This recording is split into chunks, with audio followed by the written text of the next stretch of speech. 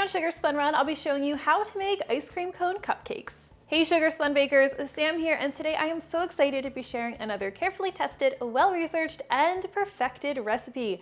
These ice cream cone cupcakes are so much fun to make. They're surprisingly simple and they're great for kids. My mom always used to make them when I was growing up, and I'm really happy to be sharing the recipe with you today. Before we begin, you'll want to preheat your oven to 350 degrees Fahrenheit. Now, growing up, these were most often made in my house using a box cake mix. Of course, that's not how I do it anymore. We're going to be making our cake completely from scratch, so grab yourself a large mixing bowl, and to this we are going to add 1/4 cup of softened unsalted butter.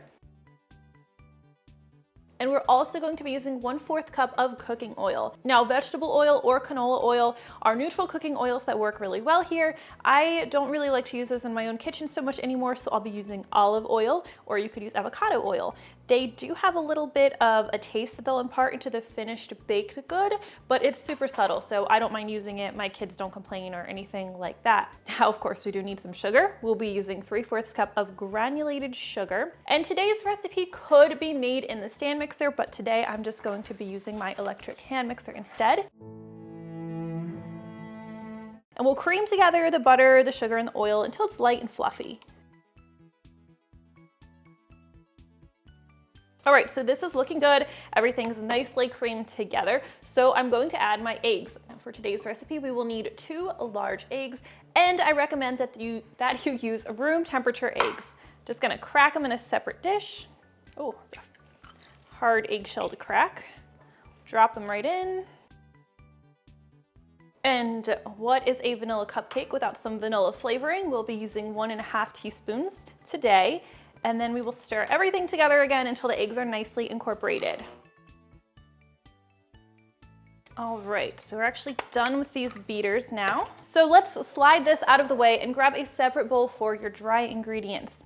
Now the first thing we're going to be using today is 1½ cups of all-purpose flour. Just add that in. We'll also be using 1½ teaspoons of baking powder. There is no baking soda in today's recipe. That is by design, not by accident. And then for a little bit more flavor, a ½ teaspoon of salt, and we'll just whisk these ingredients together until they're nicely combined. Now, before we go any further, you're going to want to measure yourself 2/3 cup of buttermilk. Actually, I recommend measuring this out before you even get started. That way it has some time to come to room temperature, or at least close to room temperature. So we have our buttermilk, we have our flour, we have all of these empty dishes that I'm just gonna push out of the way and not break here. And we're going to bring back our batter from earlier. Now we're going to alternate adding the flour mixture and the buttermilk to our batter. I will do the flour in 3 parts and the buttermilk in 2, and I always start and end with the flour. So a little bit of this. And we are not using our electric mixer anymore at this point. We're just going to be using a spatula to incorporate the ingredients. If you were to use an electric mixer, you run the risk of overmixing your batter, which can leave you with a dense and dry cupcake. So we're just going to be gentle and try not to overmix. You want your batter to be nice and uniform when you're done, so you don't want to undermix either. I'm gonna add about half my buttermilk now.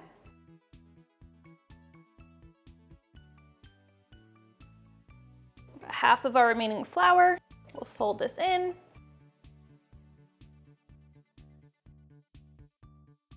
And you can see I added the buttermilk when the flour was almost combined, but it's not completely combined. That helps reduce the risk of overmixing. So as I mentioned, this batter is really just a vanilla cake batter. And one problem that people tend to run into when making vanilla cake from scratch is that sometimes they'll say, my cake turned out tasting like cornbread.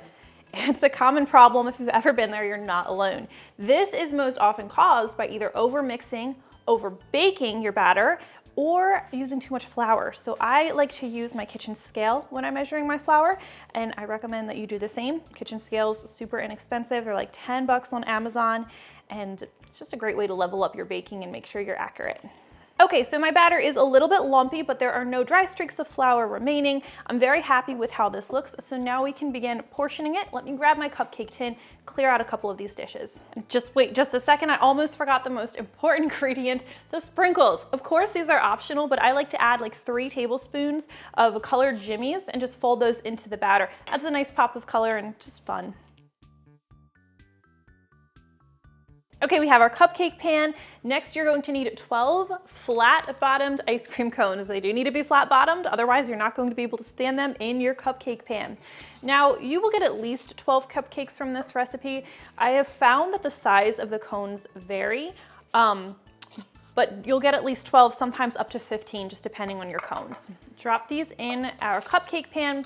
Now, some people worry that they're going to tip over their ice cream cones when they're transferring them to the oven. I'm not the steadiest person ever, but it's not anything I've ever had an issue with. However, if you're really worried about it, you can crumple some aluminum foil around the base of the cone. Now let's fill our ice cream cones. I like to use an ice cream scoop, it just makes the job neat and easy. And we are going to fill the cupcakes a little bit above that ridge right there. You don't want to overfill them, because if you do, they could overflow and leak all over your pan. A little bit more there. Our first one.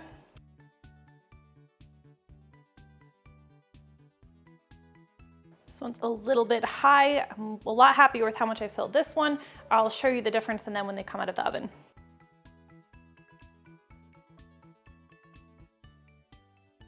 Now my ice cream cones have these little grids at the bottom, so it takes a second for the batter to settle into those grids. So you can help it along by tapping the bottom of the cone on your counter or on your pan just to help settle it a little bit. Otherwise, just after you portion them all, just go back and double check, make sure you have enough batter in each cone.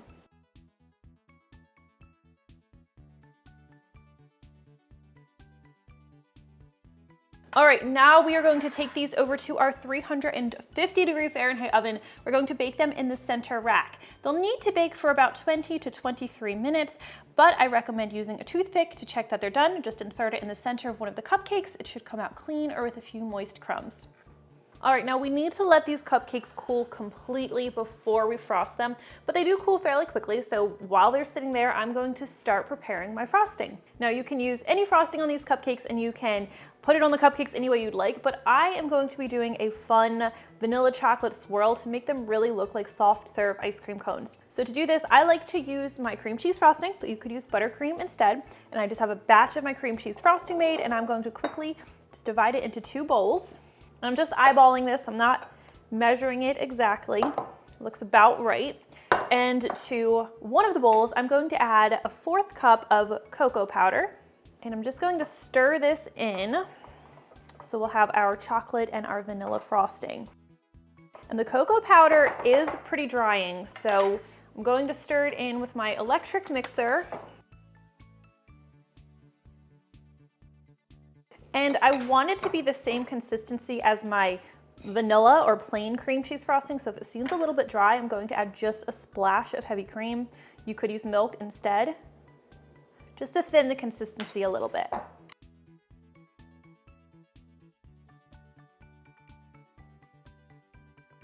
All right, now I am going to grab 3 piping bags, and I'm going to put my chocolate frosting in one bag.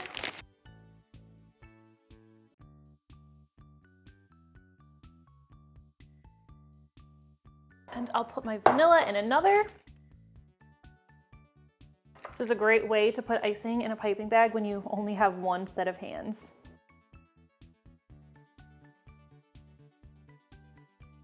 Now grab yourself a slightly larger piping bag, and we are going to snip the tips of both of these icings. I like to try to do it in the same place. And to my larger piping bag, I am just going to snip the end and fit this with a closed star piping tip. The Wilton 2D would work well here, but I am using the Ateco 846 today.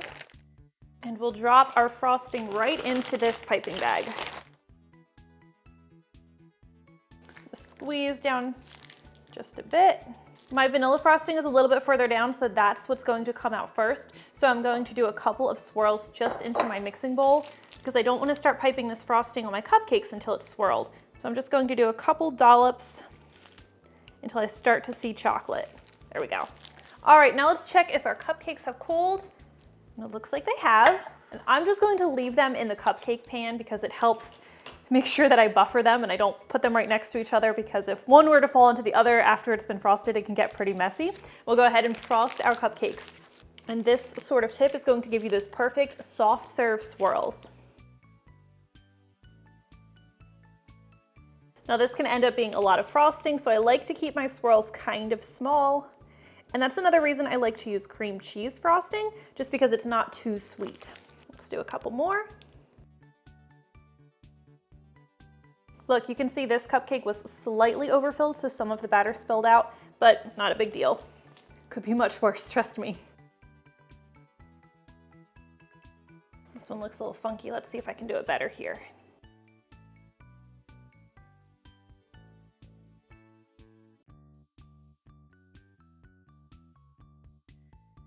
And that is how you make these super cute ice cream cone cupcakes. I really hope you guys enjoyed today's recipe. If you try this one, please leave me a comment. Let me know what you think. I always love hearing from you. Thank you guys so much for watching, and I'll see you next time. Let me go get some sprinkles for these. I'm gonna eat this funky looking one over here. Not my best work.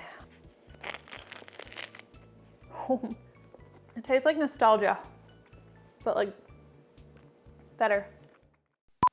Now I'm going to alternate adding the flour mixture, flat bottomed ice cream cones. All right, we have our cupcake pan. I'm using a 12 count cupcake pan, and yes? What is that for? Are they supposed to get eaten? I can't hear you. Cupcake cones. Yeah, I'm gonna put cupcakes in them. Does that sound good? Thanks for whispering, because I'm filming, okay?